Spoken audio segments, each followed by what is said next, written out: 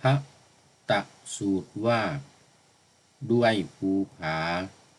ภูเขาสูงพระองค์ประทับกรุงสาวัตถีเชตวันภิกษุรูปหนึ่งได้เข้าไปเฝ้าณที่นั้นทูลถามพระขวันว่ากับหนึ่งนานเพียงไรพระองค์ทรงตอบว่านานนักหนามิใช่ง่ายที่จะนับกับได้ว่าเท่านั้น100 ปีเท่านี้มี1,000หรือเท่านั้น100,000มีภิกษุว่าสิ่งนี้พระองค์อาจอุปมาได้ไหมเหมือนอะไรพระจอมไตรทรงตอบว่าเหมือนภูเขาศิลาแท่งทึบใหญ่มีความยาว1 โยชน์กว้างก็1 โยชน์ซึ่งไม่มีช่องเข้าไม่มีโพรงบุรุษเอาผ้าแคว้นกาสีลูกกลำภูเขานั้น1 ครั้งจนกระทั่ง100 ปีล้ำลูกอีกเป็นประจำภูเขานั้นพึงหมดไปเพราะความพยายามนี้ประจำยังนับได้ว่าเร็วกว่ากับ1 ไม่หมดสิ้นไป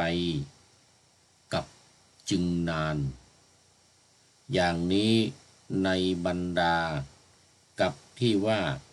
นานนักนั้นเธอได้ท่องเที่ยวกันมิใช่1หรือ100กันมิใช่1,000กับหรือนับ100,000กับนั้นเพราะว่าสงสารมันมีเบื้องต้นและเบื้องปลายรู้ไม่ได้เลยนี่เพราะเหตุนี้ควรเบื่อหน่ายหรือว่าควรจะคลายความกำหนัดและสมควรเพื่อความหลุดพ้นจากสังขารมากทั้งปวงล้วนพ้นจากทุกข์ทั้งมวลเข้าสู่แดนพระนิพพานขอถวายความนอบน้อมแด่พระรัตนตรัยมีพระพุทธเจ้าเป็นต้นขอถวายความนอบเคารพพระมหาเถระพระเถรานุเถระเจ้าคณะพระสังฆาธิการทั่วโลกมีพระเดชพระคุณพระธรรมเสนาบดีเจ้าคณะภาค7วัดพระธาตุดอยสุเทพเป็นต้นและขออำนวยพรแด่ท่านผู้ฟังท่านผู้ชมสาธุชนพุทธบริษัททั้งหลายวันนี้รายการพระไตรปิฎกลอยฟ้าก็ลอยมาจากวัดพระธาตุดอยสุเทพเยอรมนีเขตฮิลชุนบากเมืองซีเกนประเทศเยอรมนีเหมือนเดิม ญาติโยมทั้งหลายเช้าวันนี้อากาศเย็นน่าดูแต่องศาไม่ต่ำนะนี่ต่ำสุดแค่4 องศาสูงสุด เดี๋ยวคงจะเป็นตอนกลางวัน8 องศา8 องศาแต่ว่าข้างในนี้หนาวเพราะว่าไม่มีไฮซุง เคยบอกหลายครั้งแล้วมาบันทึกอยู่ในห้องเก็บของขึ้นมาทึกในห้องเก็บของก็เลยมันไม่มีฮีตเตอร์ก็จึงเย็นหน่อยไม่หน่อยเย็นมากวันนี้ก็ขออภัยปุ้มปุ้ยหน่อย ต้องขอปุ้มปุ้ย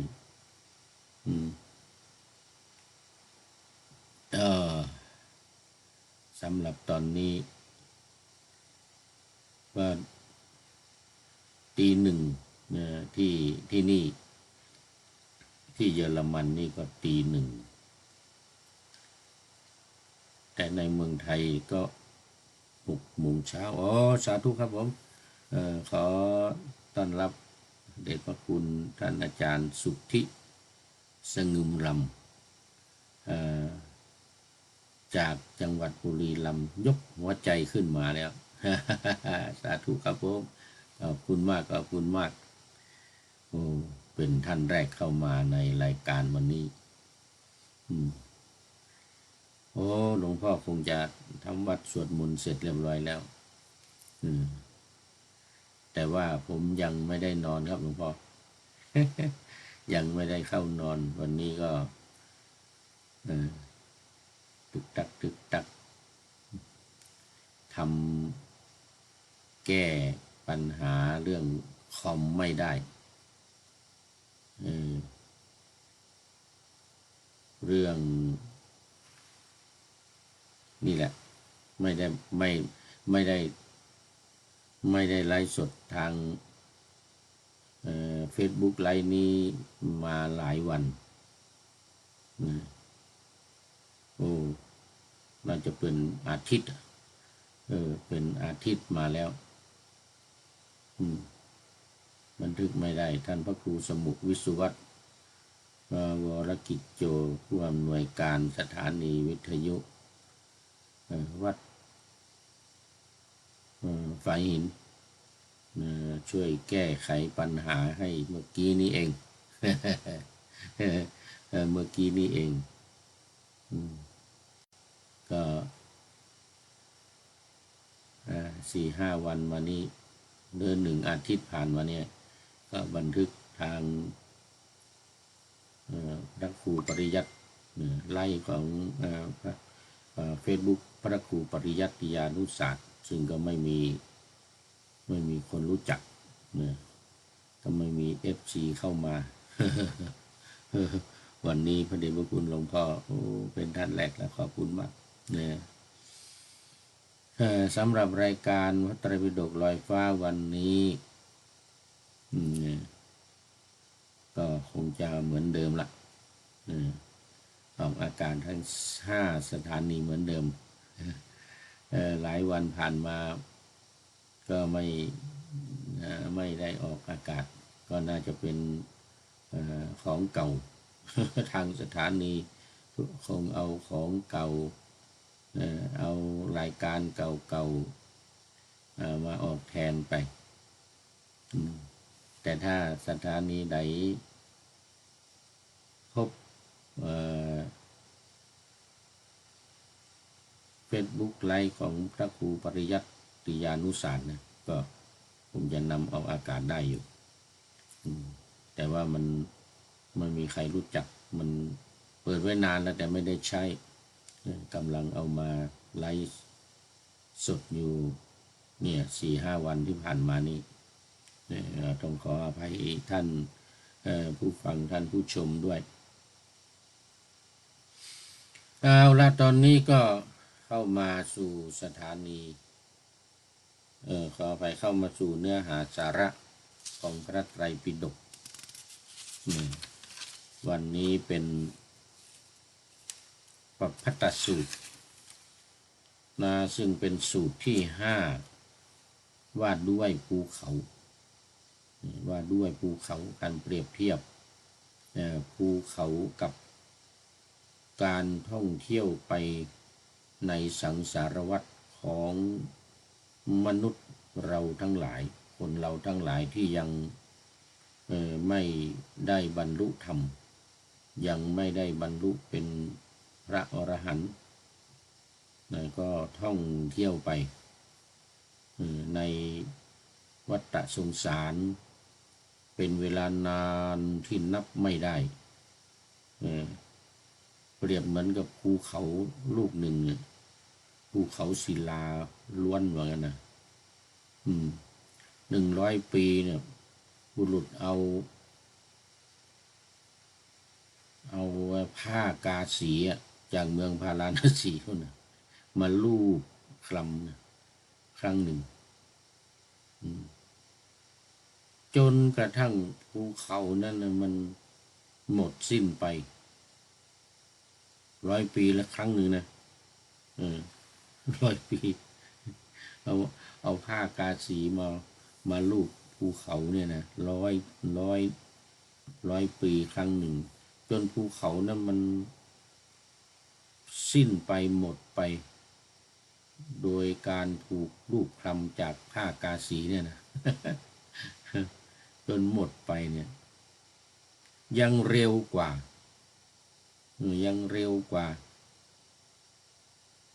1 กับยังเร็วกว่า1 กับนะ1 กับ 1 กันเนี่ยนะกันละปะเนี่ยนะกันละปาวสานเนี่ยนะ1 กับ 1 กันเนี่ยมันยังไอภูเขาศิลานะภูเขาหินนะภูเขาหินแท่งใหญ่แท่งทึบจะด้วยไม่มีช่องไม่มีลมเข้าไม่มีโพรงไม่มีลมเข้าเลยทึบหมดภูเขานี่นะถ้าเป็นภูเขาหินด้วย100 ปีบุรุษเอาผ้ามาลูบผ้ากาสีเอาผ้ากาสีมาลูบเอาผ้ากาสีมาลูบ1 ครั้งเลยนะจนภูเขาเนี่ยมันหมดไปสิ้นไปจนเหลือแต่แผ่นดินเรียบๆอย่างเงี้ยนะโอ้มันนานไม่รู้ว่าจะนานเท่าไหร่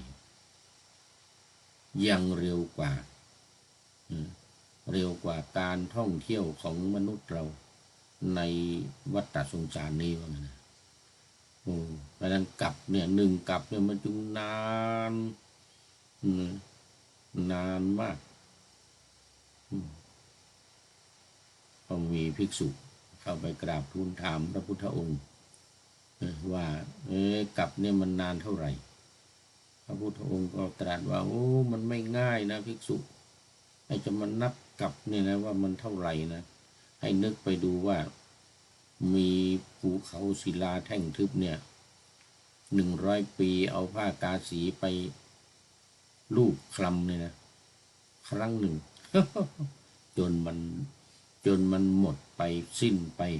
ภูเขาเนี่ยหมดไปสิ้นไปยังไวกว่ายังเร็วกว่าการท่องเที่ยวของคนเราในโลกสงสารนี้ว่าไงนะตราบใดที่ยังไม่ได้บรรลุธรรมนะยังไม่ได้เป็นพระอรหันต์นะก็ยังต้องท่องเที่ยวไปขนาดพระอนาคามีนะที่ได้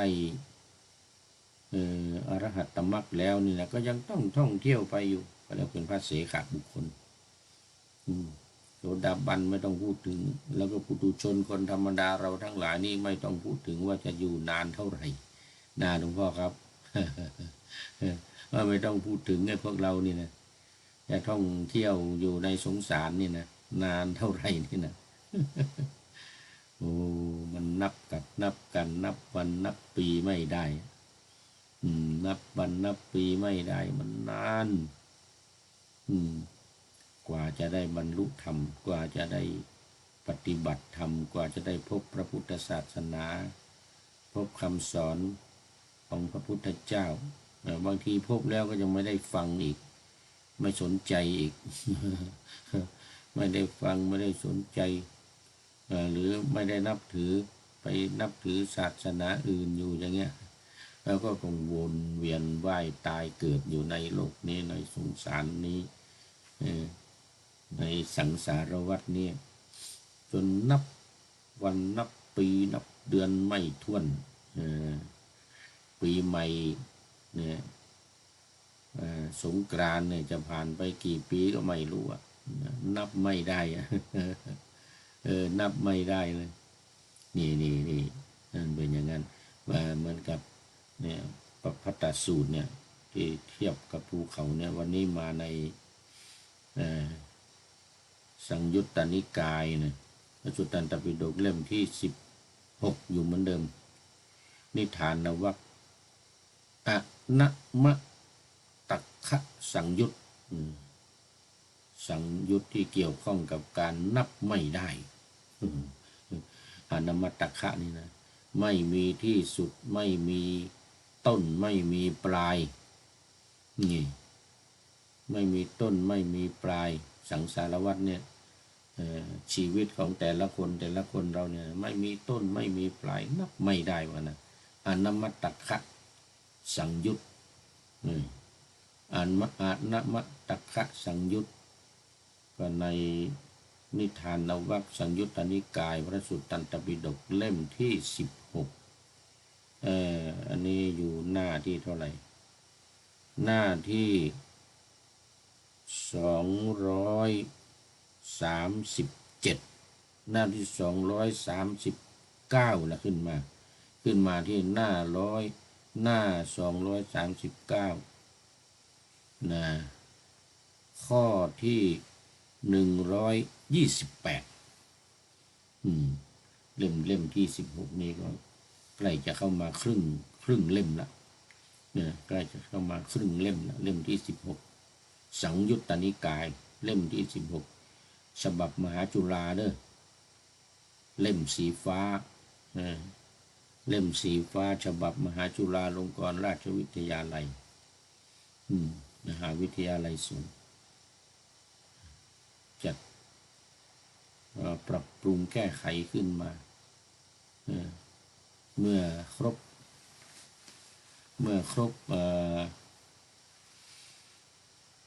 60 พรรษาของสมเด็จพระนางเจ้าสิริกิติ์พระพันปีหลวงนี่นะมาดูเนื้อหาดังที่ปาหน้าธรรมาสไว้ ว่าปัพพตสูตรว่าด้วยภูผาภูเขาสูงพระองค์ประทับกรุง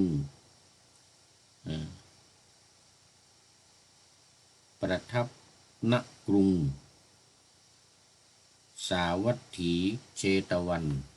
เหมือนเดิมที่เก่าเวลาใหม่ภิกษุรูปหนึ่งได้เข้าไปเฝ้าณที่นั้นทูลถามพระขวันว่ากับหนึ่งนานเพียงไรพระขวันนี่ก็คือพระผู้มีพระภาคพระพุทธเจ้ากับหนึ่งเนี่ยมันนานเพียงไรนานเท่าไหร่พระองค์ทรงตอบว่านานนักหนามิใช่ง่ายที่จะนับกลับได้ว่าเท่านั้น100 ปีเท่านี้มี 1,000 หรือเท่านั้น100,000 ปีภิกษุว่าสิ่งนี้พระองค์อาจอุปมาได้ไหมเหมือนอะไรพระจอมไตรทรงตอบว่าเหมือนภูเขาศิลาแท่งทึบใหญ่มีความยาว1 โยชน์กว้างก็1 โยชน์ซึ่งไม่มีช่องเข้า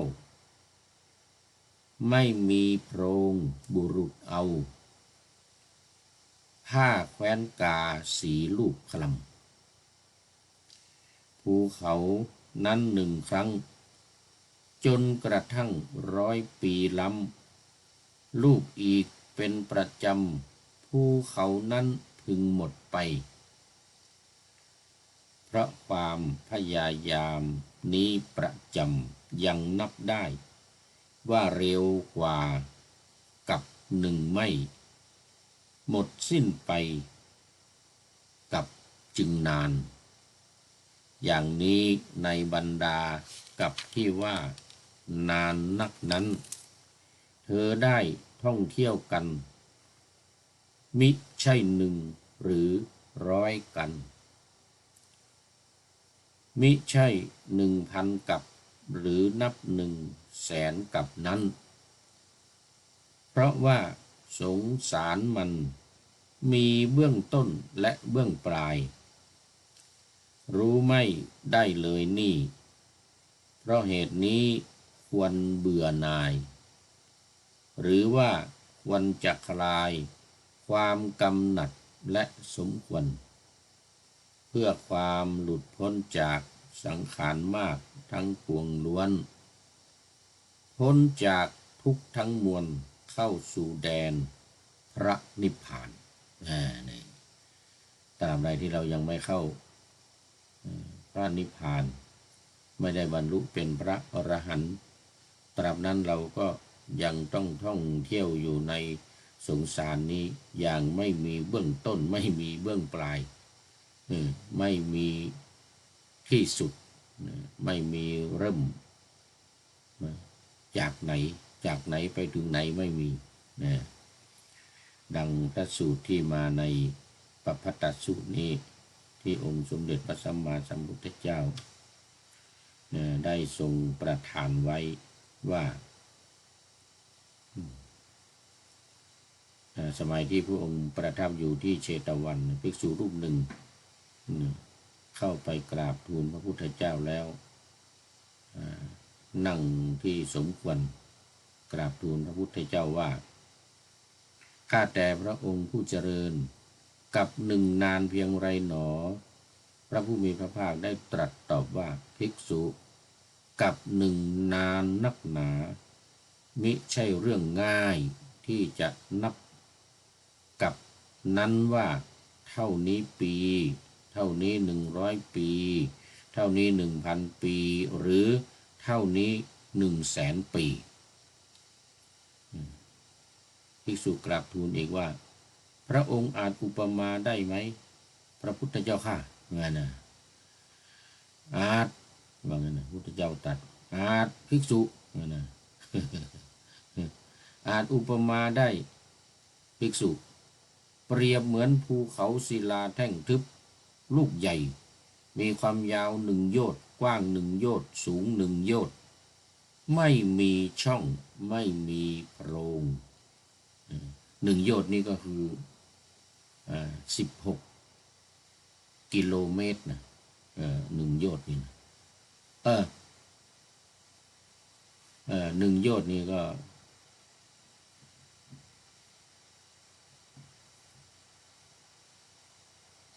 1 กิโลกับ600 เมตรขอไป1 กิโลกับ600 เมตรนี่ก็เท่ากับ1 โยชน์นะ1 โยชน์ในโบราณนะปัจจุบันนี้เท่ากับ1 กิโลกับ600 เมตร1,600 เมตรก็กิโลครึ่งกว่าไป100 เมตรกิโลกับ600 เมตร1 โยชน์นี่นะไอ้นี่ภูเขาหินนี่กว้าง1 โยชน์สูง1 โยชน์1 โยชน์หมดรอบก็1 โยชน์สูง1 โยชน์ไม่มีช่องเลยแท่งทึบเป็นหินแท่งทึบเลยไม่มีช่องเลยบุรุษเอาผ้าแคว้นกาสีมาลูบภูเขานั้น100 ปีต่อครั้งภูเขาศิลาลูกใหญ่นั้นพึงหมดสิ้นไปเพราะความพยายามนี้ยังเร็วกว่าส่วนกับหนึ่งยังไม่หมดสิ้นไปก็คือภูเขานี่หมดไป1 ลูกเนี่ยกับ1นี่มันยังไม่หมดกับ1นี่ยังไม่หมดแล้วเรากับเนี่ยมันจึงนานเนี่ยมันจึงนานอย่างนี้บรรดากับที่นานนักหนาอย่างนี้เธอได้ท่องเที่ยวไปมิใช่1 กับมิใช่100 กับมิใช่1,000 กับมิใช่100,000 กับ แต่มันนับไม่ได้ขนาดกลับนี่นะยังไม่เท่าไอ้ภูเขาที่มันกร่อนลงไปนะมันกร่อนลงไปจนนับจนเสมอกับพื้นดินเลย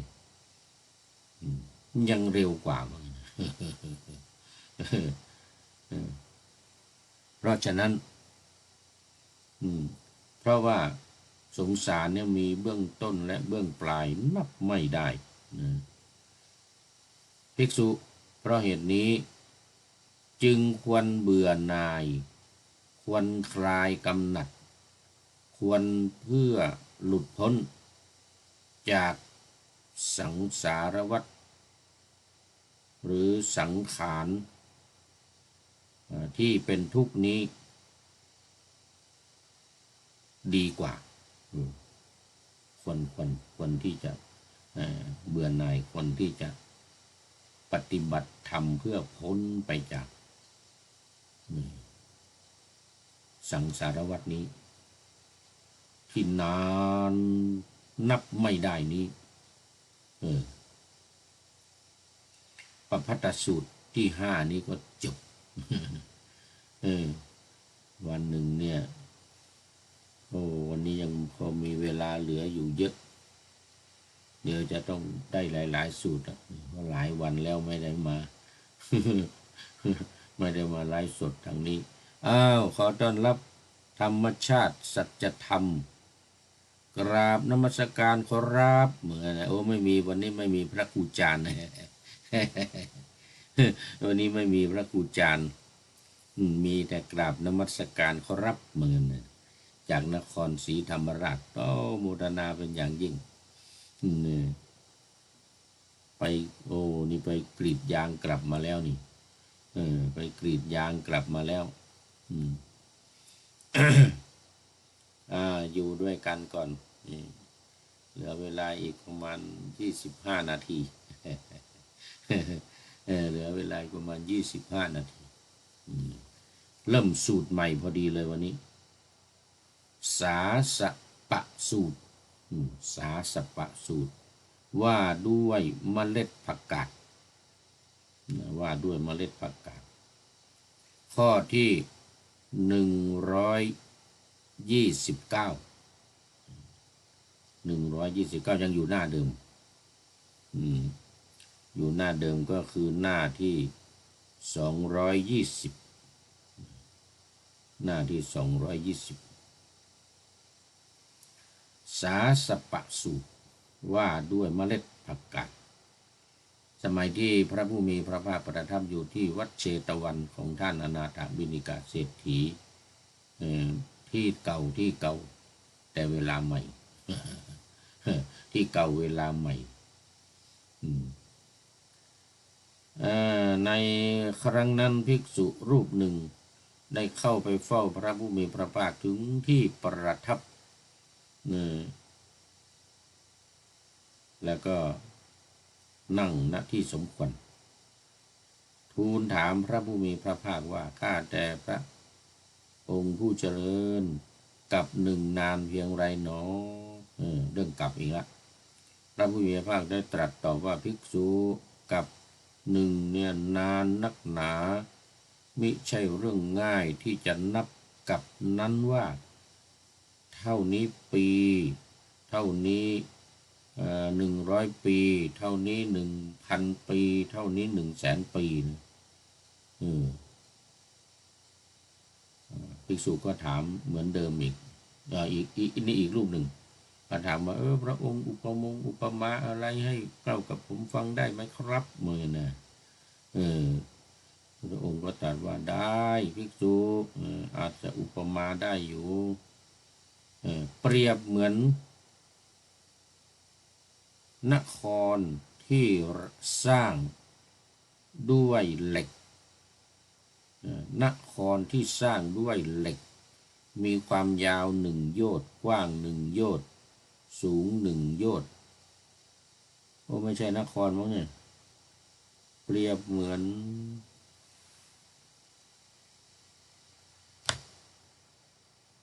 นคร กว้างหนึ่งโยชน์เต็มด้วยเมล็ดผักกาดรวมกันเป็นกลุ่มก้อนเมล็ดผักกาดนะเม็ดเล็กๆเม็ดเล็กๆเป็นกลุ่มก้อนอยู่ในเนี่ยหนึ่งโยชน์เนี่ยอยู่ในนครที่กว้างหนึ่งโยชน์สูงหนึ่งโยชน์เนี่ยนะ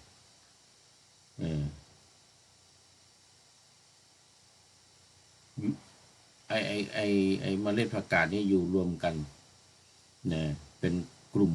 ก้อนนะบุรุษพึงหยิบเมล็ดผักกาดออกจากนครนั้น100 ปีต่อ1 เมล็ด100 ปีออกไปเม็ดหนึ่งเมล็ดผักกาดเนี่ยนะกองใหญ่นั้นจากกองใหญ่นั้นพึงหมดสิ้นไปโอ้สูง100 โยชน์กว้าง100 โยชน์เนี่ยนะแล้วก็เอาเม็ดงาเนี่ยอยู่ในเต็มนั่นนะแล้วก็100 ปีเอาออก1 เม็ดโอ้เมื่อกี้นี่ภูเขา100 ปีเอาผ้ากาสีมาลูบคล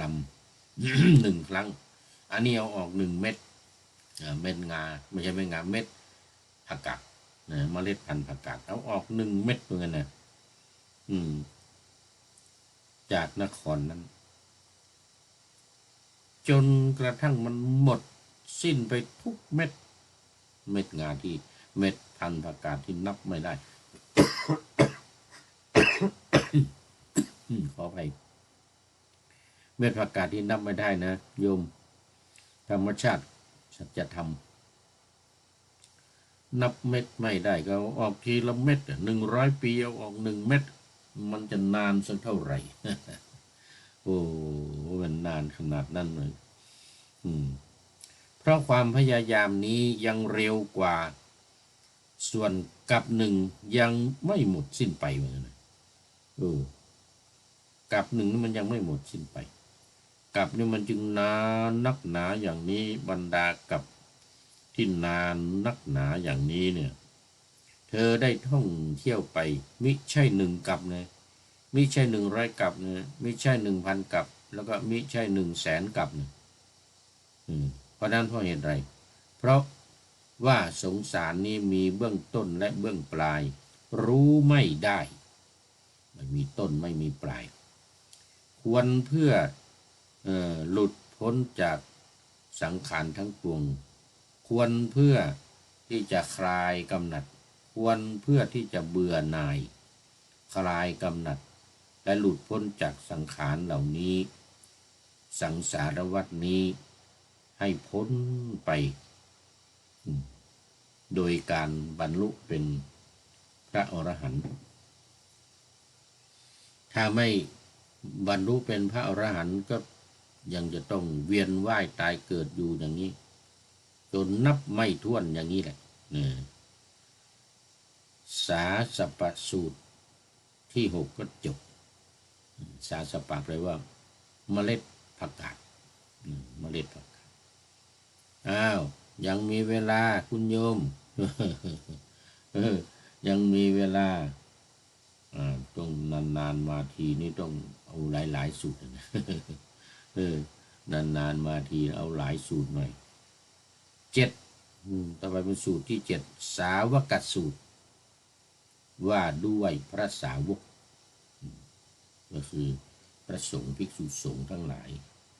อุบาสกอุบาสิกาศรัทธาญาติโยมภิกษุภิกษุณีสามเณรสามเณรีทั้งหลายทั้งหมดทายกทายิกาศรัทธาญาติโยมทั้งหลายทั้งหมดนี่แหละนี่นะที่ว่าสาวกนี่เหมือนกับที่เราสวดว่าสาวกสังโฆสงฆ์สาวกของพระพุทธเจ้าในบทสังฆคุณสุปิปันโนภควโตสาวกสังโฆอย่างนี้นะพระสงฆ์ผู้เป็นสาวกของพระผู้มีพระภาคเจ้าเป็นผู้ปฏิบัติดีแล้วนี่ดังนั้นครั้งนั้นภิกษุจำนวนมากได้เข้าไปเฝ้าพระผู้มีพระภาคถึงที่ประทับ อืมแล้วก็ถวายบังคมพระผู้มีพระภาคเนี่ยนั่งณที่สมควรนั่งณที่สมควรได้ทูลถามพระผู้มีพระภาคว่าข้าแต่พระองค์ผู้เจริญกับทั้งหลายที่ผ่านพ้นไปแล้วมากเท่าไรหนอโอ้คำถามเหมือนกันที่ภิกษุทั้งหลายถามพระผู้มีพระภาคตรัสตอบว่าภิกษุทั้งหลายกับทั้งหลายที่ผ่านพ้นไปแล้วนักหนาเหมือนกันมากนักหนาอันนี้ก็เหมือนกับที่ของภิกษุถามนะต่อไปนี้ก็ไม่อ่านละ100 ปี1,000 ปี100,000 ปีก็ว่า100 ปี1,000 ปี100,000 ปีก็ไม่ได้นับไม่ได้ภิกษุทั้งหลายก็กราบทูลว่าโอ้องค์จะอุปมาได้ไหมครับเหมือนกันได้ภิกษุทั้งหลายเปรียบเหมือนสาวก4 รูปในธรรมวินัยนี้เอานี่สาวก4 รูปนะมีอายุ100 ปีมีชีวิตอยู่100 ปีหากเธอเหล่านั้นพึงระลึกย้อนหลังไปได้วันละ100,000 กั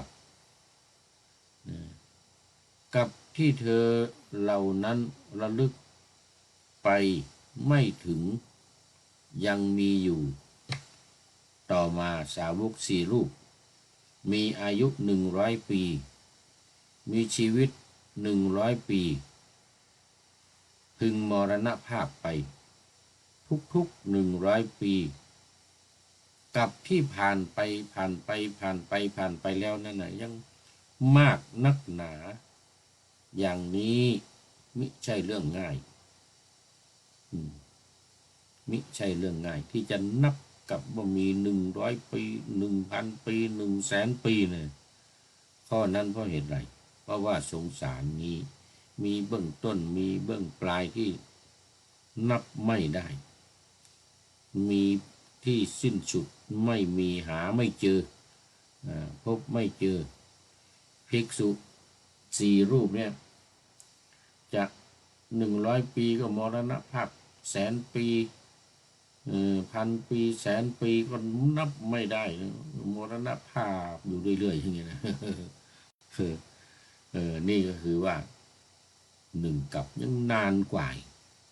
1 กับยังนานกว่าภิกษุ4 รูปนี้ตายเกิดนี่นะไม่นับเป็นแสนเป็นหมื่นเป็นล้านเป็นอะไรก็ไม่นับดังนั้นความยาวของกับเนี่ยมันขนาดนั้นเลยทีเดียวนี่สาวกัตสูตรนี้ก็จบไป1 สูตรวันนี้ได้3 สูตรแล้วเอาอีก1 สูตรยังพอมีเวลาสาธุยังพอมีเวลาคราวนี้สูตรที่8คังคาสูตรคังคาก็คือแม่น้ำคงคา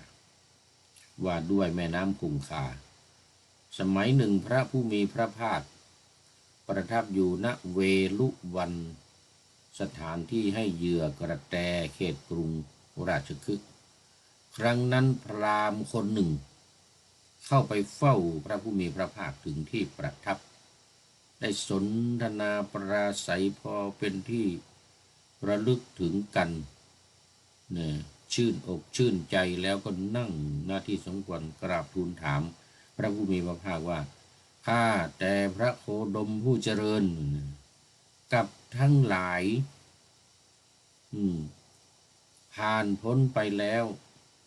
มากเท่าไรหนอถามเหมือนกับภิกษุทั้งหลายเมื่อกี้พระองค์ก็ตรัสเหมือนเดิมตอบเหมือนเดิมคือนานนักไม่ใช่เรื่องง่ายที่จะนับมาว่า100 ปี1,000 ปี100,000 ปีนะอุปมาได้ไหมครับพระองค์ว่างั้นนะได้พราหมณ์เปรียบเหมือนแม่น้ำคงคานี้เริ่มต้นจากที่ใดและ ถึงมหาสมุทรณที่ใดเม็ดทรายในระหว่างนี้ง่ายที่จะนับได้ว่าเท่านี้เม็ดเท่านี้100 เม็ดเท่านี้1,000เท่านี้100,000เท่านี้100,000 เม็ดนับไม่ได้ยากที่จะนับได้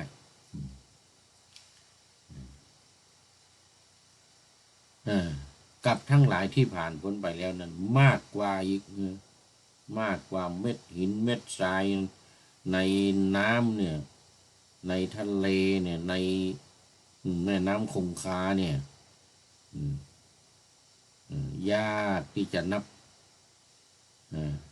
กับเหล่านั้น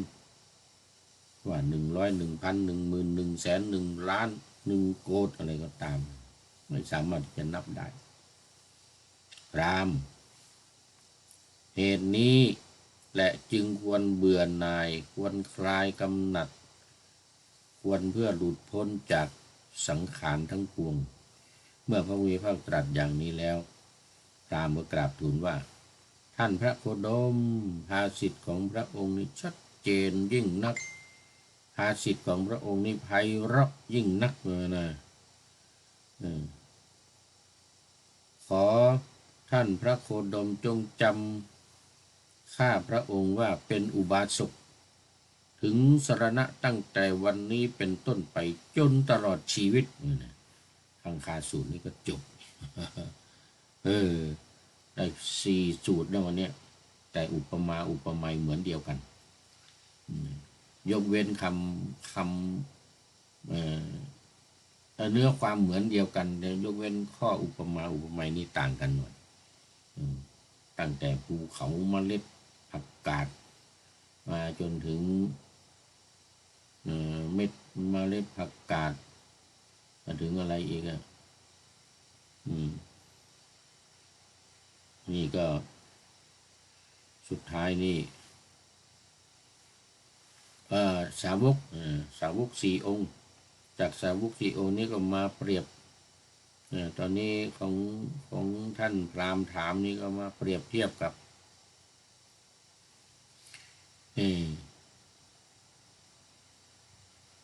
อะไรนี่เมื่อกี้นี่ลืมไปแล้วนี่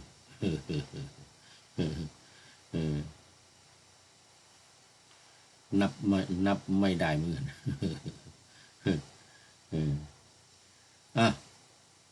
จบไป1 สูตร4 สูตรแล้ววันนี้เอาสูตรที่9ให้หมดเลยนี่เอาให้หมดเลยวันนี้เอาให้หมดเลย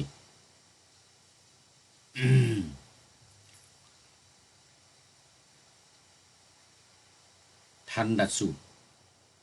ตรที่ว่าด้วยท่อนไม้เอาละครับนี่ท่อนไม้บ้างจะเปรียบเทียบกับท่อนไม้บ้างนะ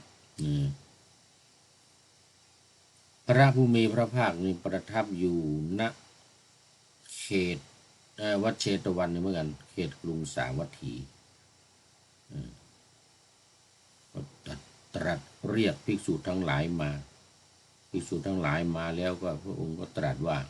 ภิกษุทั้งหลายสงสารนี้มีเบื้องต้นและเบื้องปลายรู้ไม่ได้ที่สุด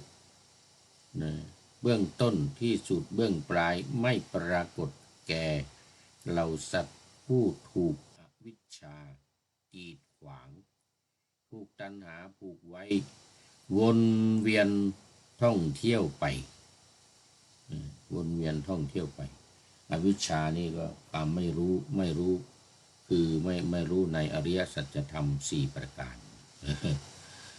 แล้วก็ที่ตัณหาก็ตัณหา3 อย่างนั่นแหละอันเก่านะกามตัณหาภวตัณหาวิภวตัณหาเหมือนเดิมเหมือนเก่าเหมือนเดิมเปรียบเหมือนท่อนไม้ที่บุคคลโยนขึ้นไปบนอากาศเหมือนนะบางคราวตกลงทางโคนบางคราวก็ตกลงทางขวางบางคราวก็ตกลงทางปลายท่อนไม้นะอุปมานี้ฉันใด อุปไมยก็ฉันนั้น สัตว์ทั้งหลายผู้ถูกอวิชชากีดขวางถูกตัณหาผูกไว้วนเวียนท่องเที่ยวไปบางคราวจากโลกนี้ไปสู่โลกอื่นบางคราวก็จากโลกอื่นมาสู่โลกนี้ข้อนั้นเพราะเหตุใดเพราะว่าสงสารนี้มีเบื้องต้นและเบื้องปลายรู้ไม่ได้นะ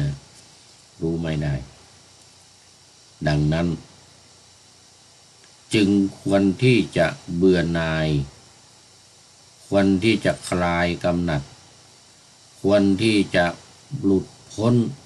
จากสังขารทั้งปวงนี้จากสังสารวัฏนี้คือในโลกนี้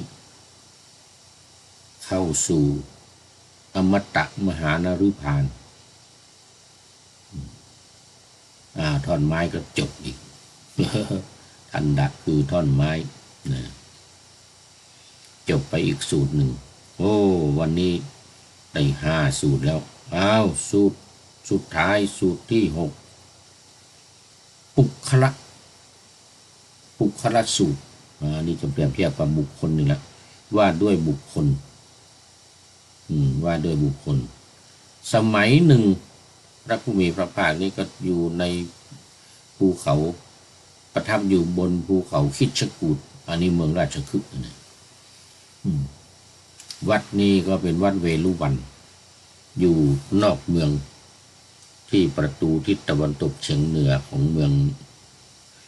ราชคฤห์ที่มีภูเขาล้อมรอบอยู่4 ภูเขานะเขาเรียกปัญจคีรีนคร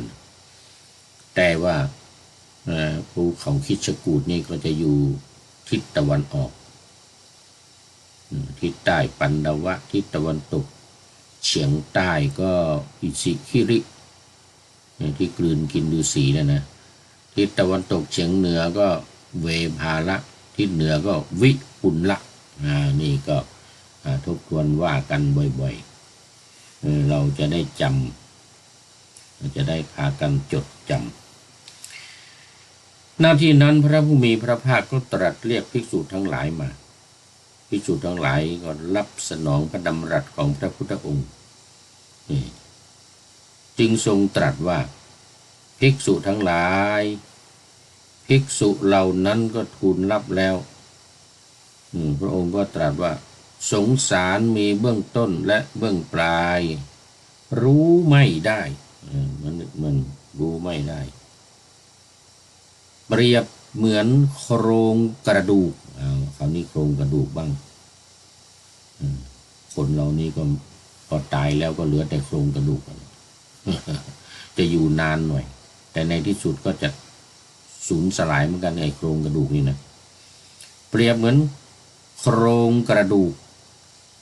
ร่างกระดูกกองกระดูกของบุคคลคนหนึ่งผู้วนเวียนว่ายตายเกิดท่องเที่ยวไปตลอด1 กับที่นับไม่ได้เนี่ยนะนานเท่าไหร่ก็นับไม่ได้เนี่ยนะถ้านำกระดูกนั้นนำมากองรวมกันได้และกระดูกที่กองรวมกันไว้ไม่สูญหายไปพึงใหญ่เท่าภูเขาเวปุลละนี้นะเวปุลละที่อยู่ทางด้านทิศเหนือของภูเขาของเมืองราชคฤห์นี่นะเพราะว่าสงสารนี้มีเบื้องต้นและเบื้องปลายรู้ไม่ได้ดังนั้นเราเธอทั้งหลายควรเบื่อหน่ายเขาเรียกนิพพิทาควรเกิดนิพพิทาคือความเบื่อหน่ายคลายกำหนัดนี้ก็คือราคะความใคร่ความกำหนัดในกามมคุณทั้งหลายคลายกำหนัดเพื่อหลุดพ้นจากสังสารวัฏนี้หลุดพ้นจากการเวียนว่ายตายเกิดนี้เข้าสู่อมตะมหานฤพานนี่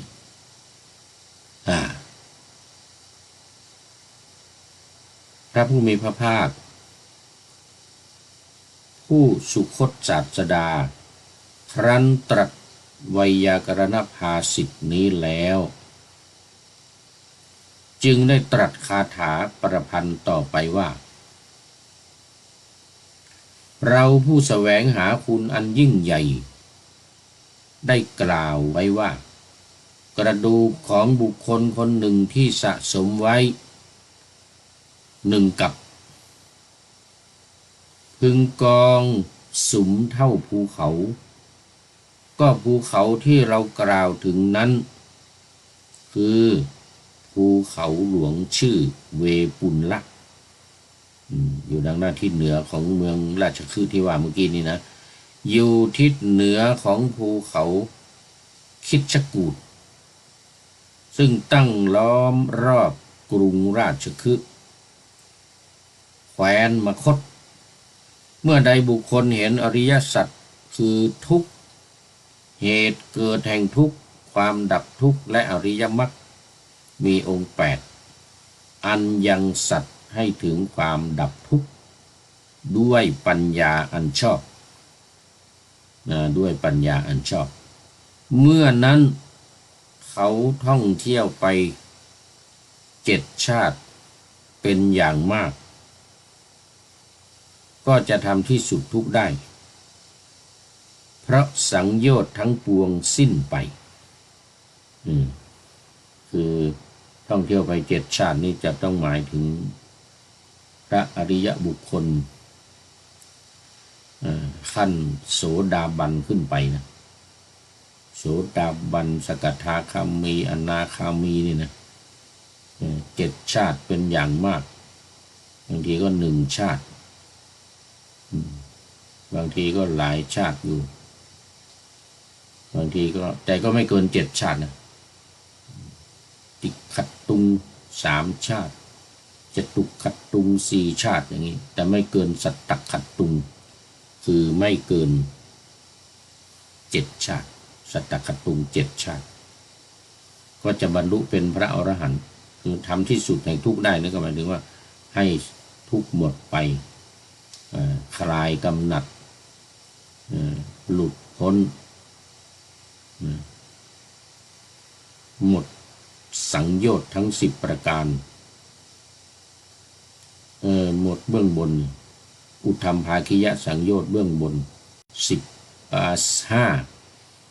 รูปราคะอรูปราคะมานะอุทธัจจะและอวิชชา5 อย่างนี้ซึ่งค้างอยู่เนี่ย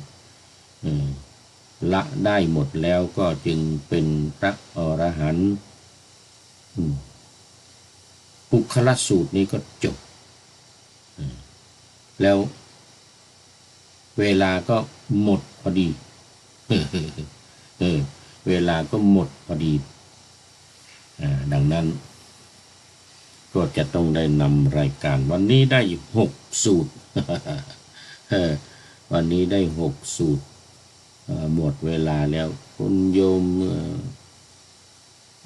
สัจธรรมนะ